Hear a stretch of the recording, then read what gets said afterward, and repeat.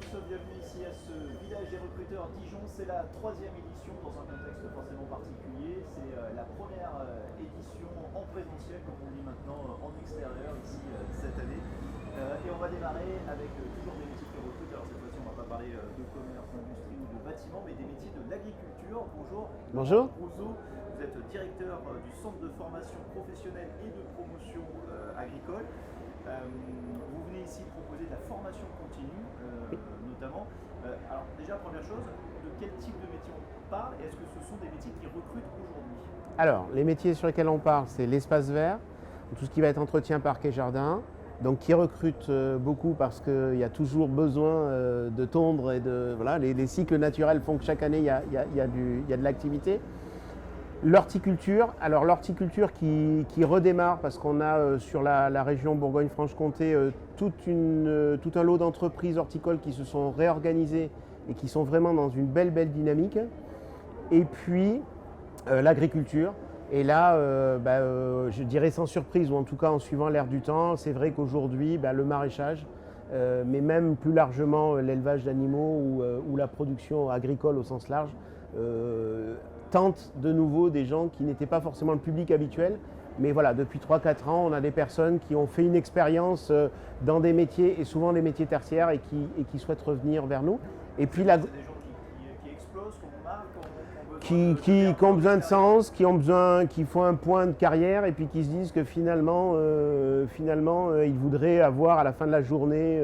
Alors les motivations sont diverses et variées, soit c'est un confort de vie personnel en se disant voilà, je veux arrêter de bouger parce que j'ai un métier qui me balade un peu partout, soit c'est un sens, c'est-à-dire qu'à la fin de la journée, savoir qu'on a concrètement réalisé quelque chose, et puis le contact avec les gens, parce qu'on a beaucoup, notamment avec le maraîchage, ce côté d'envie de relationnel avec le client avec qui on produit.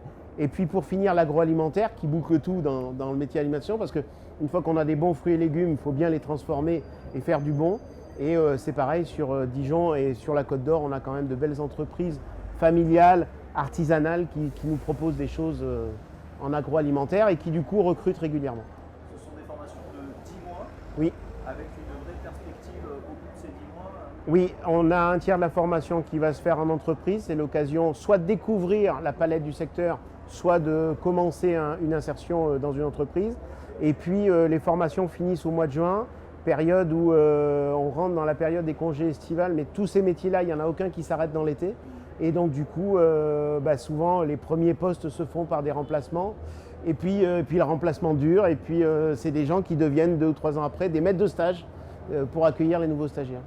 Cette recherche de sens, ce besoin d'extérieur, de contact, alors c'est une tendance qui existe déjà depuis quelques temps. Est-ce que ça a été amplifié avec la période qu'on a connue, le confinement notamment?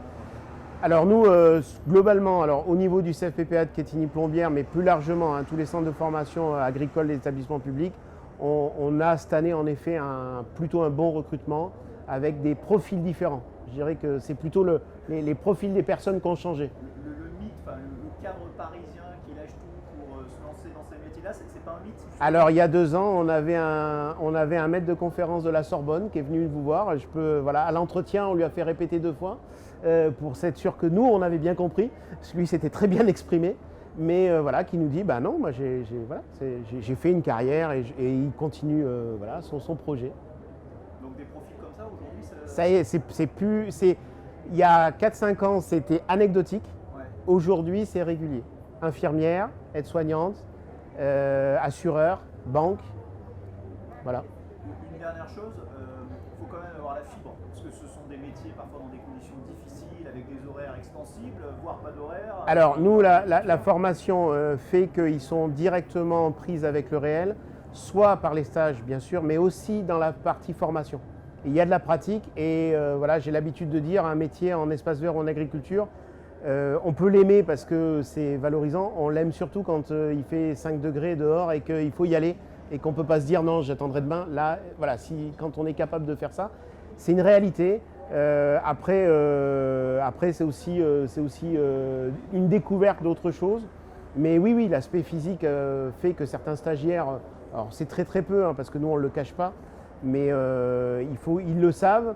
Après, ils l'éprouvent, parce que c'est une chose de savoir qu'il faut aller travailler dehors quand on a toujours travaillé en bureau, Mais souvent, c'est tellement recherché que ça marche. En tout cas, quand ça marche, c'est aussi pour ces raisons-là. Ok, ouais, voilà, si vous avez la fibre, la main verte comme on dit, ou la fibre agricole en tout cas dans le sang, n'hésitez pas, ce sont des métiers qui recrutent ici sur ce village des recruteurs de Dijon. Merci beaucoup Laurent Rousseau. Merci à vous. Bonne journée, on vous souhaite plein de candidats et on se retrouve Merci dans beaucoup. quelques instants pour une nouvelle interview sur notre petite vidéo ici au village des recruteurs de Dijon.